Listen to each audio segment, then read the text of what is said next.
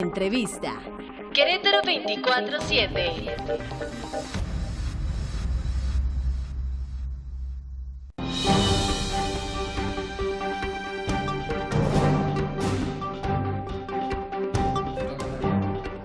Gracias, son las 9 de la mañana con 30 minutos, muy amable y como siempre muchas gracias por estar con nosotros. Hay temas importantes que tienen que ver justamente con esta ley que se está preparando a propósito de la libertad, a propósito del Día de la Libertad de Expresión que se celebró el día de ayer, pero de esta ley para la protección de periodistas y también defensores de los derechos humanos, que me parece también importante para el Estado, hoy por hoy en el Estado de Querétaro. Saludo con mucho gusto al abogado y amigo Adrián Martínez López. ¿Cómo estás, Adrián? Buenos días. Muy bien, muchas gracias. ¿Tú? Gracias, muy bien, gracias por estar con nosotros. ¿Necesitamos o no una ley que proteja a los periodistas, a los defensores de los derechos humanos? Te lo pregunto como abogado también, mi querido Adrián. Hay gente que me ha comentado y me ha dicho a mí, mira, esto está contemplado ya en la Ley Federal del Trabajo. Esto es un asunto que ya está considerado y contemplado en las leyes principales o primarias en nuestro país. No se requiere una ley específicamente para periodistas y defensores de los derechos humanos. ¿Sí o no, Adrián Martínez López? Yo creo que sí, mi querido Aurelio, porque como hemos platicado en muchos otros temas, las leyes deben de ajustarse a la situación que se está viviendo en el país o aquí en el estado en estos momentos. Posiblemente anteriormente había ciertas limitantes a la libertad de expresión, sí, que actualmente no existen. Por ejemplo, recordemos que se encontraba tipificado el delito de calumnias e injurias, sí, el cual ya no, desapareció. Ya se tiene que reclamar por la vía civil, sí, pero las circunstancias del país sí ameritan que haya una ley especial para periodistas. Hablábamos en alguna ocasión aquí, pues, que en Sinaloa habían matado a un periodista, en Chihuahua también, en Michoacán, platicábamos ahí de la tragedia que gracias a Dios no se suscitó en Guerrero, con los periodistas ahí que secuestraron un tiempo. En algún momento, sí, claro. Exactamente. Hay 25 periodistas desaparecidos, 107 que han sido asesinados en este país. Pero en el caso específico de Querétaro, y te lo pregunto también con toda sinceridad, mi querido Adrián, que hay gente que me decía, los periodistas de Querétaro son de risa, o sea, el periodismo en Querétaro es de chiste, o sea, ¿a quién se siente amenazado, violentado, quebrantando sus derechos? Aparentemente nadie, Adrián. Bueno, yo no sé si alguien así textual se sienta amenazado, ya sea por alguna institución de gobierno, un grupo del crimen organizado, alguna persona en particular. Yo no sé, pero no está de más tener una ley para el caso de que alguien sí se sienta. Porque gracias a Dios no estamos en otras circunstancias como los estados que acabamos de mencionar. Pero no tenemos que estar en esas circunstancias para que entonces pensemos en una ley. Exactamente. Pero me decían a mí, ¿para qué pensar en una ley si no estamos en esas circunstancias? Pues volvemos al tema. Siempre aquí lo que hacemos en nuestro país es, vamos a tapar el pozo, pues ya que se cayó el niño. Sí, entonces, lo que necesitamos acostumbrarnos, como en otras latitudes, es hacer todo de manera preventiva, no correctiva. Ahora me decían a mí algunos amigos abogados incluso, ahora ustedes periodistas quieren su propia ley, entonces los ingenieros vamos a hacer nuestra ley, y luego los arquitectos nuestra propia ley, y luego los arqueólogos nuestras propias leyes específicamente para la gente. Cuando me decían que no conoces, así me caían, que no conoces el artículo 6º, que no conoces el artículo 7º, esa es la Constitución mexicana, ¿qué más quieres? Sí, claro, pero la Constitución no reglamenta, o sea, no hay el instrumento en la propia Constitución para proteger ese derecho. Por eso hay leyes reglamentarias. Entonces, sí es necesario, y el caso de los periodistas es una situación muy particular, porque no únicamente en otros estados están amenazados por instituciones de gobierno, sino por grupos del crimen organizado, y sí requieren una protección especial. En el mismo sentido, los promotores, activistas de derechos humanos. Claro. Porque también muchas veces la promoción o la defensa que ellos realizan no va enfocada únicamente hacia que el gobierno respete sus derechos, sino que a veces involucran a organizaciones criminales, a personas en particular que les pueden afectar su vida. Entonces yo creo que sí debe de haber un mecanismo que ya existe a nivel federal, pero también debe de haber uno a nivel local. Si nadie lo usa, mejor. Sí, claro. Ahora, en este sentido, según el proceso legislativo, la ley, así en esta misma consideración, tendría que iniciarse en el Congreso del Estado, presentando una iniciativa. Sí, es correcto. También el Ejecutivo tiene la capacidad, la facultad de hacerlo, que sería también muy significativo. Sí, claro. En un momento determinado, claro, ¿no?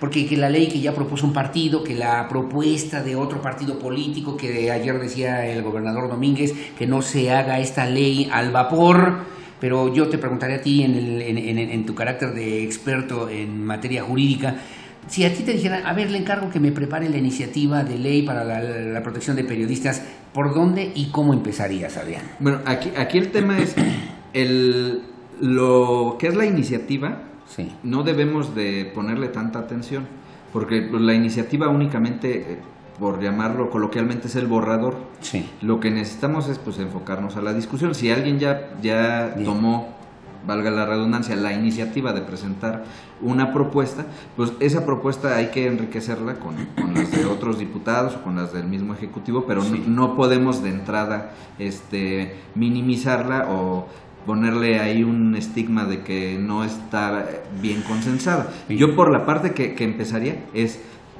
los periodistas, y perdona aquí que me pase de este lado, sí, yo te pregunto, si tú tienes un problema, ¿dónde vas a acudir? Pues no tenemos ahorita una línea de emergencia, una autoridad en la que tú sepas, si yo recibo una amenaza, etcétera, pues sé que debo de acudir a la fiscalía, pero pues también no es un tema como para que yo hable al 911 y espere ahí un ratito a que me atiendan, sino que yo creo que sí debe de tener un tratamiento especial y crearse una unidad, ya sea en la fiscalía, en la Secretaría de Gobierno, que esté específicamente dedicada a atender este tipo de emergencias. Lo que entiendo yo es que ese fue el compromiso que firmaron muchos gobernadores en la pasada reunión, que después del asesinato de Javier Valdés, se comprometieron a justamente desarrollar una fiscalía especializada para atender los asuntos relacionados con la violencia, amenaza, que tienen que ver con periodistas y defensores de los derechos humanos, y eso fue un acuerdo que también signó y secundó la Conferencia Nacional de Gobernadores, ¿no? Así lo es correcto.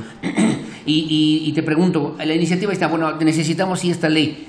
A ver, yo necesito una ley, regreso otra vez por decirte, por ejemplo, de los arquitectos. Les tengo que preguntar a los arquitectos a ver qué opinan y a ver qué creen, a ver qué necesitan, a ver qué requieren. Si ellos no saben de leyes, le tengo que preguntar a los periodistas, oye, ¿crees que necesitamos una ley así, así, así? ¿Y qué tiene que decir la ley si nosotros no sabemos absolutamente nada de leyes? ¿O tendría que venir un grupo de expertos, juristas, abogados, que dijeran, aquí necesitamos reconocer o reproducir 6 principios fundamentales o básicos? ¿Por cuál te irías tú, mi querido Adrián Martínez? Yo creo que tiene que ser una labor en conjunto, porque si bien, como tú mencionas, los periodistas no son expertos en leyes, tampoco los legisladores ni los abogados somos expertos en periodismo. Entonces no sabemos la realidad del día a día de ustedes, en su actividad, dónde están las cuestiones de riesgo, cuáles son los temas que les pudieran a ustedes provocar alguna agresión o amenaza. Entonces, sí necesitamos que la opinión de los periodistas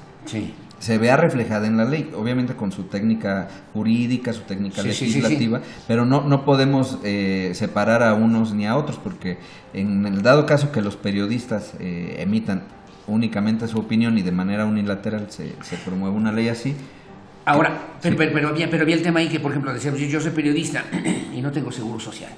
¿A quién le toca esa responsabilidad? ¿O esa la tendría que considerar, o ese derecho lo tendría que considerar también en una ley de protección de periodistas? ¿O eso es un derecho no más laboral que tendría que cumplir una empresa determinada? Sí, ahí sí nos vamos a un tema eminentemente laboral, porque hay periodistas, aquí hay que identificar muy bien un tema, que estamos ahorita hablando del tema periodistas, pero aquí la ley debe de ir encaminada a proteger a cualquier persona que haga manifestaciones de ideas, posiblemente una persona que esté subiendo información a un blog, a Twitter, Facebook.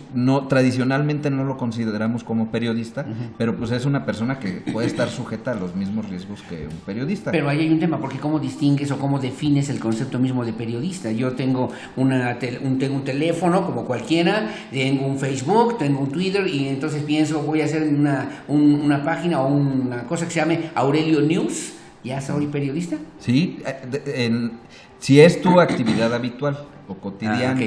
¿Si vivo de eso? Sí, no tanto si vives de eso, sino que lo haces de una manera sistemática y ¿Puedo continua. vivir de otra cosa y ser periodista? Sí, claro. Te voy a poner un ejemplo. Hay un abogado muy reconocido a nivel nacional, Miguel Carbonell, que él prácticamente diario está subiendo videos a YouTube, opiniones en Twitter, etc. Su actividad por la que él recibe la mayor parte de sus ingresos no es el periodismo, evidentemente, pero sí con las opiniones que él plasma todos los días, pues está sujeto a que alguien se inconforme, alguien lo amenace, alguien lo ataque, y así varios otros abogados y médicos, psicólogos, etcétera. Que tengan una forma sistemática y permanente de establecer esa comunicación con las audiencias, o con los cibernautas, o con los lectores. De difundir o divulgar información, que a nivel federal así está establecido. Correcto. Ahora, en ese tema, finalmente para terminar, en este tema, además de otros que vamos a tratar el día de hoy, mi querido Adrián Martínez López, te pregunto, ahí los periodistas cobran relevancia. Es importante una iniciativa de ley, pero la pregunta es, ¿hay algunos estados de la República donde ya se cuente por lo menos con ese tipo de legislación, de leyes en favor o para que protejan a periodistas y que realmente incida para que disminuyan las amenazas o los delitos o las situaciones que tienen que ver no solamente con los casos de los periodistas asesinados o muertos, y yo hablaba hace rato en la mañana también de los periodistas que están vivos y que no tienen que comer, que están vivos y que no tienen un medio de comunicación, que están vivos y que no pueden escribir, que están vivos y que no pueden publicar? Sí, en mi conocimiento no sé si haya una ley a nivel local, porque todos siempre hemos visto este tema como algo federal, incluso la Secretaría de Gobernación como la institución encargada de proteger esta circunstancia.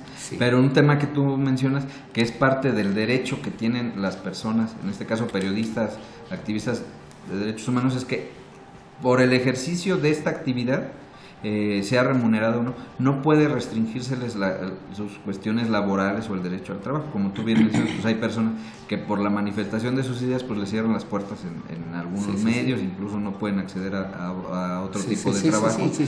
Por eso, creo que la ley que se va a proponer y la que eventualmente se vote debe tener un capítulo o algunos dispositivos específicos de este tema. Sí, me decían, no quieres hacer víctimas a los que no son víctimas y no quieras tú proteger o cuidar a quien realmente no le salió la apuesta que hicieron en otros tiempos, en otros momentos, y hoy se dicen víctimas de un gobierno determinado. No es para eso. No, pero más allá. Sí, claro, pero también necesitamos en esa ley definir quién los va a catalogar como víctimas o sujetos al mecanismo de protección, porque a lo mejor alguien que nos resulte incómodo, pues lo catalogamos en este sentido y ya no accede al mecanismo. Sí, claro, y entonces eso es lo que pasa con muchos también, y aquí en Querétaro, colegas y periodistas, y que son gente que tienen medios de comunicación de mucho tiempo y de muchos años y que sencillamente no pueden sobrevivir, muchos de ellos. Bueno, dos temas rápidamente. Primero, había 99 ambulantes que están pidiendo regresar. El abogado César Tarelo, que también tú conoces y ubicas perfectamente bien, decía que van a recurrir, es que le llaman a un recurso que se llama de inejecución. Sí, o de incidente.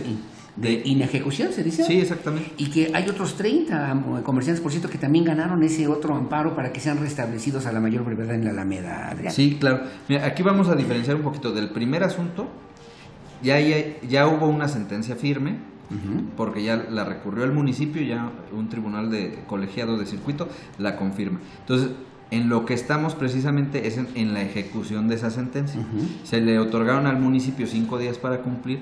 El municipio argumentó que en esos 5 días no tenía las condiciones para prórroga, y pidió una prórroga, que esa se emite a juicio y discreción del juez. No hay un reglamento, un artículo que disponga que las prórrogas deben de ser de X o Y días. Entonces, les dan una prórroga de 30 días. Entonces, en esos 30 días hay que cumplir. Hay que resolver. Exactamente. Y como bien decía el abogado, ellos no pueden promover el incidente de inejecución hasta que efectivamente el municipio no haya cumplido hasta con que pasen esos 30 días. Exactamente. ¿Y ya están definidos esos 30 días? Sí, claro. Correcto. O sea, después de 30 días, estamos hablando terminando el mes de junio, sabremos realmente cuál va a ser la situación en el tema de la Alameda, sí, ¿no? Yo lo que entiendo es que se las otorgaron el 7 de junio, entonces los 30 días pues se vencen el 7 el de 7 julio. de julio.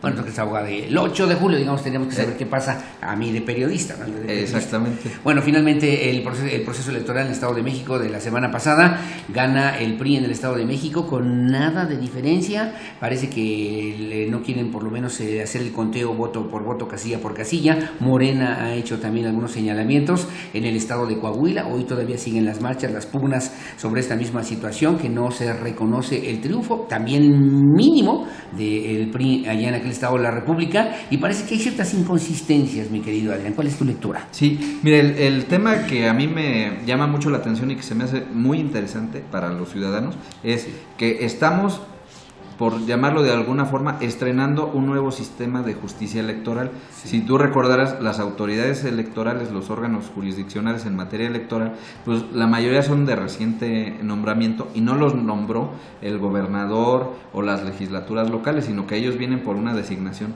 del Senado de la República. Entonces creo que ahorita es la primer prueba fuerte que ellos tienen para respetar la legalidad en el tema electoral, para todas esas inconsistencias que supuestamente hay, sí, aclararlas, o en caso de que haya inconsistencias, pues restituirlas, claro, reconocerle votos a quien no le han reconocido en este momento, o en el peor de los casos, pues anular una elección. Sí, pero ¿qué pasa cuando se judicializa el proceso electoral? Yo estoy pensando en el 2018, Adrián, ¿no? Precisamente era el sentido del comentario, porque en este momento yo por lo menos veo que el Estado de México y Coahuila se van a judicializar. Yo creo que Coahuila tiene muchas probabilidades de que anulen la elección en su conjunto. ¿Tú crees? Sí, yo la verdad. ¿Crees que sería sano, conveniente? Pues mira, no sé en términos políticos. ¿Sería una derrota para el PRI? Sí, claro. Pero en términos legales yo sí lo veo conveniente, porque como tú acabas de mencionar, pues es el laboratorio, el experimento de lo que viene en el 2018, no tanto la elección del Estado de México, claro, que pues el tema de los partidos y las elecciones pues sigue ahí teniendo sus claroscuros. Sí, claro. Pero el tema de la justicia electoral, pues ya quedaron reglas muy definidas, costó muchísimo trabajo implementar ese nuevo sistema.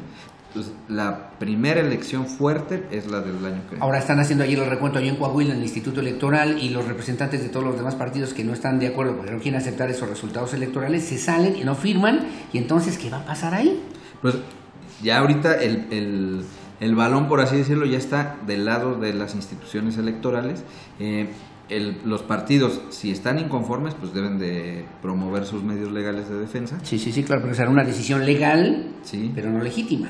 Exactamente. Entonces, te digo, ahorita estamos pues en una etapa esperando que salgan las cosas y va a estar muy interesante, lo podemos comentar si tú gustas. Va a ser muy interesante. Bueno, usted está al pendiente, como siempre, interesante platicar contigo, mi querido Adrián Martínez López, en esta mesa de trabajo, de un número telefónico, el despacho, y ahí estamos abiertos para que podamos ayudar en las causas que se requieran, causas complicadas y difíciles y perdidas, muchas, pero que a través de una asesoría legal y jurídica pueden ayudar. Encantados de apoyarlos, y nos ponemos a sus órdenes en el 044-442 359-4141. Muy bien. Como siempre, muchas gracias a Adrián Martínez López. Como siempre, gracias, abogado. ¿Qué especialidad tienes en Derecho? En Derecho Administrativo. Derecho Administrativo, justamente. Entonces, cuidado con el licenciado Adrián Martínez López. Gracias, Adrián. Que tengas buen día. No, muchas gracias a ti. Nos vemos, nos escuchamos el próximo jueves, primero Dios. Sí, claro. Gracias. Hacemos una breve pausa. Su opinión siempre la más importante. Son las 9 de la mañana con 48 minutos. Una pausa comercial y regresamos con más aquí en Querétaro 24/7 Noticias.